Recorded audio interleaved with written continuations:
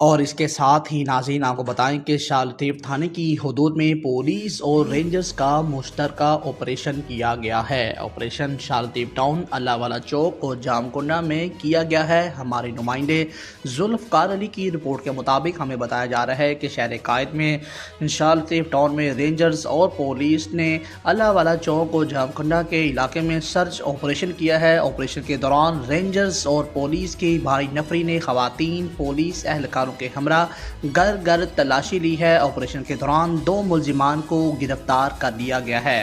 Operation کے دوران 72 گولیاں، 223 رائفل کی، 190 گولیاں SMG کی اور منشیات میں آئس کرسٹل برآمد کی گئی ہے۔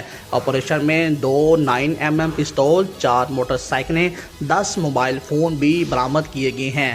گرفتار ملزمان سے انٹیروگیٹ جاری ہے۔ آپریشن کے دوران ہوٹلوں پر بیٹھے ہوئے افراد کی بھی تلاشی لی گئی ہے۔